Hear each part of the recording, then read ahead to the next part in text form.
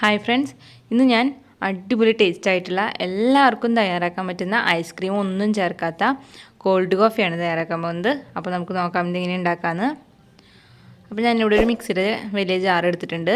ഇതിലേക്ക് ഞാൻ 1 കപ്പ് നല്ല തണുത്ത പാല് ഒഴിച്ചു കൊടുക്കുകയാണ്.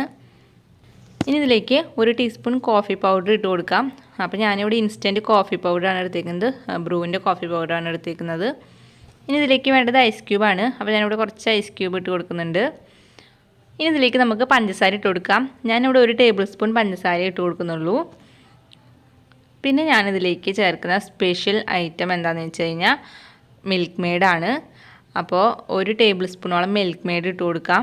അപ്പോൾ അതുകൊണ്ടാണ് ഞാൻ പഞ്ചസാര 1 ടേബിൾ സ്പൂൺ ഇട്ട് കൊടുത്തത്. അപ്പോൾ മിൽക്ക് മെയ്ഡ് ഇല്ലാണ്ടും തയ്യാറാക്കാം, പക്ഷേ മിൽക്ക് മെയ്ഡ് വരുമ്പോൾ നല്ല ടേസ്റ്റാണ്. അപ്പോൾ മിൽക്ക് മെയ്ഡ് ചേർക്കുന്നില്ലെങ്കിൽ 2 ടേബിൾ സ്പൂൺ 2.5 ടേബിൾ സ്പൂണൊക്കെ പഞ്ചസാര ഇട്ട് കൊടുക്കാം. ഇനി ഇതൊന്ന് നന്നായിട്ടൊന്ന് അടിച്ചെടുക്കുക. നന്നായി അടിച്ചെടുത്താലാണ് ഇതിൽ നന്നായിട്ട് പത വരുള്ളൂ. അപ്പോൾ നന്നായി അടിച്ചെടുത്ത് കഴിഞ്ഞാൽ പിന്നെ ഒരു 5 മിനിറ്റ് ഈ മിക്സിയുടെ ജാറോട് കൂടി തന്നെ ഫ്രീസറിൽ വെച്ച് കൊടുക്കുക. അപ്പോൾ നമുക്കിങ്ങനെ പത മേലെ ഇങ്ങനെ വേറിട്ട് കിട്ടും. അപ്പോൾ നമ്മൾ ഗ്ലാസ്സിലൊക്കെ ഒഴിച്ചു കൊടുക്കുമ്പോൾ നല്ലൊരു ഭംഗിയായിരിക്കും. അല്ലാന്നുണ്ടെങ്കിൽ നിങ്ങൾക്ക് ഇപ്പോൾ അടിച്ച വഴിക്ക് തന്നെ കുടിക്കാവുന്നതാണ്. അപ്പോൾ ഞാനിനി ഇതൊരു ഗ്ലാസ്സിലേക്ക് ഒഴിച്ചു കൊടുക്കുകയാണ്.